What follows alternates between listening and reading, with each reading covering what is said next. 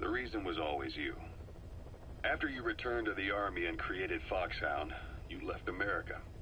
For a time, even I'd lost track of you. I'd imagine Zero did too.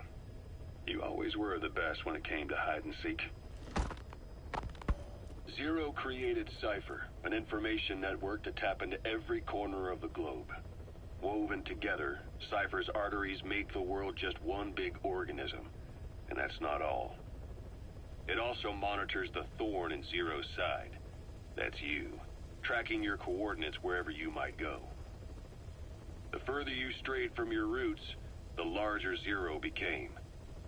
It's as if he was trying to close the gap between you. But before long, he disappeared from public life. Only a few people had direct contact with him. For a time, I was one of them.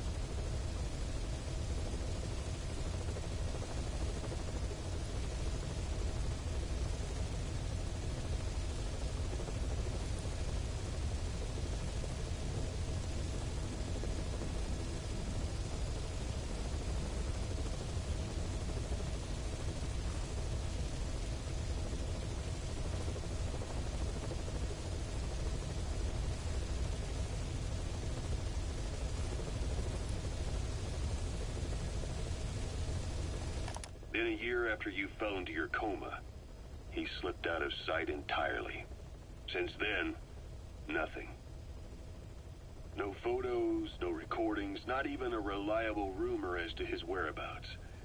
I tried every method I could think of, but Zero was gone. Freed of his control, his creation, his power continued to grow. Cypher is a great beast, and Zero was its spine. But even without him, it's endured, evolved. But now its body is rotting, riddled with parasites. Parasites like the ones who attacked you 9 years ago in the Caribbean, and then at the hospital. Cypher's Black Ops unit, XOF.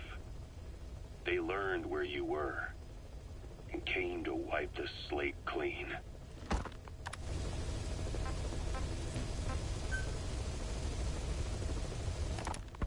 Christmas Eve, 1979.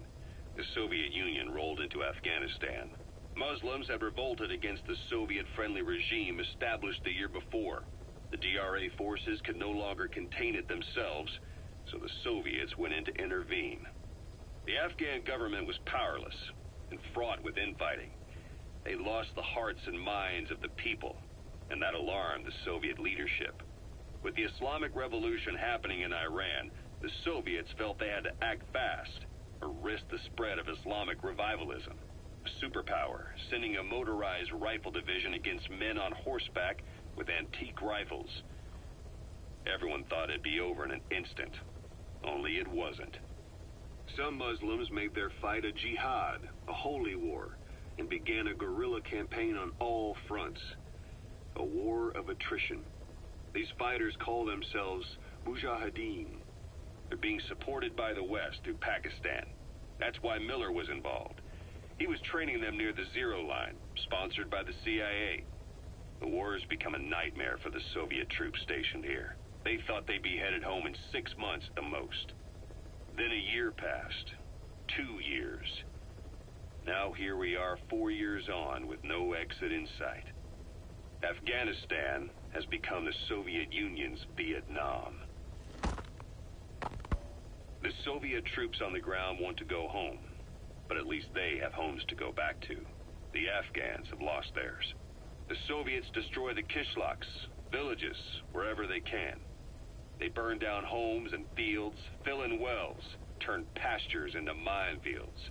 It's created a mass of refugees who fled to Pakistan. If the Mujahideen are fish swimming around the villages, the Soviets will go so far as to dry out their ocean. But this has had a big price.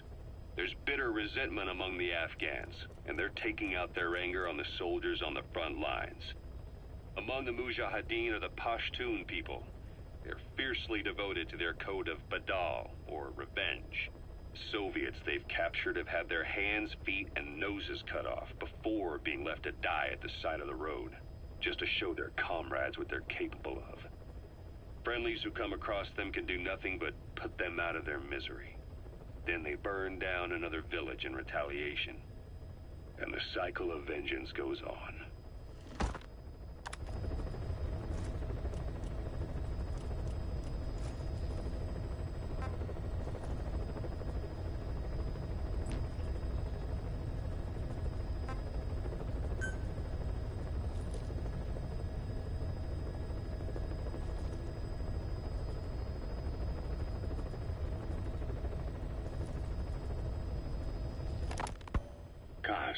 What about the unit that attacked us in the mist?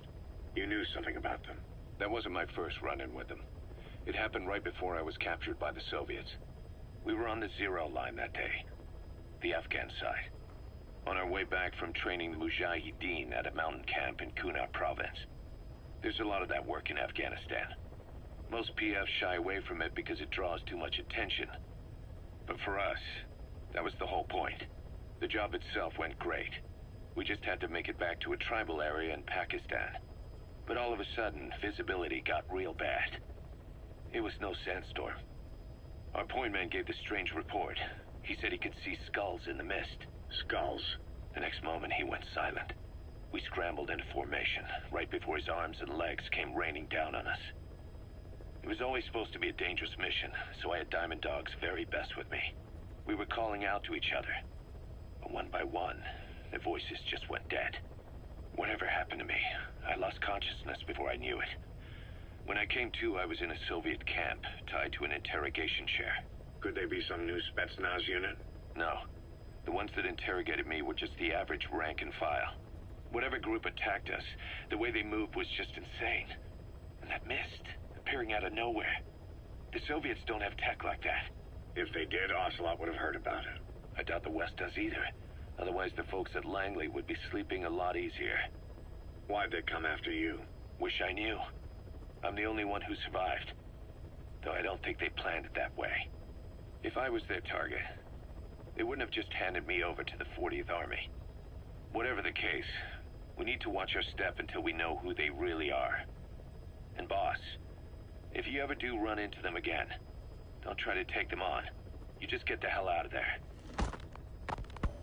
When I first started dealing with Zero, with Cypher, it was a somewhat parasitic relationship, though a mutually beneficial one.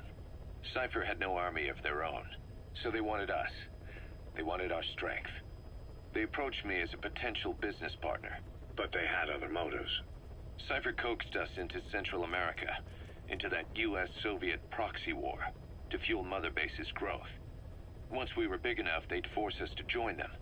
That was the plan. That's why they had Paz, still Zeke. Right. And if we refused, she would use Zeke to fire a nuke from Mother Base. The world would consider us a liability, and countries would unite to destroy us. We stopped the launch. And yet they still took us down, through that fake inspection they orchestrated to cover up their sabotage. That power Cypher wanted. We don't have it anymore. So why are they still after you? Is it just the fear of leaving you alive? I don't know. Was Zero really... All I know is the man I knew wouldn't want this. What do you mean? We have to consider that it might not be Zero we're dealing with. We know virtually nothing about Cypher anymore. How big they've gotten, what they want, or even who they really are. The new Mother Base started out as a test drilling rig operated by a mineral resources supplier, but their project fell through. The Seychelles government was happy to hand the place over to us. It was just scrap on stilts. So with a few dummy construction companies set up as fronts, we started renovating the half-finished rig. From the outside, it looked like the project was back on rails. Kaz, you... What? I see what you're doing. Recreating the Mother Base we had 9 years ago. Only this time. That's right. The Mother Base Cypher thought they destroyed will return from the grave to kill them. We'll prove to the world that we were the victors. And if we lose again? They can't fool us the same way twice. Now our enemies are in plain sight. And when our organization gets too big, we split it across companies. Any company that draws attention gets liquidated, and its capital is back-channeled into a new company. Most PFs are small-time operations anyway. And in this business, the minnows go bankrupt all the time. We've never aroused suspicion. Plus, we have Hewick. Hewick? Human Exploitation Company. It's a business specializing in intel gathering. Think of it as a civilian intelligence agency. Kaz, that's... Remember what they were trying to accomplish at the prison facility in Cuba? That gave me the idea. We dispatch moles into conflict zones around the world, and each sets up an intel network on site. Then they stay in place to give us stable points of contact when other nations intervene in the conflicts. Hewick's strength is that it has a cutout at each level. You get your job from one guy, then you hand it off to another. No one has direct access. It's a perfect black box. Hewick members also work their way into the superpowers intelligence agencies to make sure Diamond Dogs gets work. We have those countries by the balls. That's our deterrent when we need it. Networking? In the intelligence community? Sure, that's how we've grown this far. And when you go out on missions, intel from Hewick will be there to back you up. But despite all that, Cypher has its eyes on us. The only reason I'm not dead is that they needed to know where you were. Figured if you woke up, I'd go straight to you. That's why you made that ruckus at the Zero line. Yeah, to make their own surveillance work against them. I think it took some of the heat off Cyprus. Kaz. Then I just had to wait for you to save me. And I've gotten used to waiting. Kaz. That's not all. It was a good chance to scout the market. And with the West wanting the Soviets out of Afghanistan, their agencies are bursting at the seams with funding. Boss, let's start by building up our Afghan presence. Why put Mother Base in the Seychelles? We're at the center of the world here. We're all the way out in the Indian Ocean. Come on. Lebanon, Sri Lanka, East Timor, and Africa. From here, our reach extends to conflict zones the world over, including Afghanistan, of course. So it's prime real estate for a mercenary. Exactly. Latin America isn't as close as I'd like, but we have Amanda and her people to help in that department. And besides, the Seychelles government owes us a favor. Owes us? The Seychelles has strong ties to the east, which the West wanted to shake up. It came to a head 3 years ago, in an attempted coup. It was a force of South African mercenaries, with U.S. backing behind the scenes. They were only platoon size, but South Africa is home to some heavy PFs. Too much for the Seychelles to handle. In the end, they accepted help from the Tanzanian army,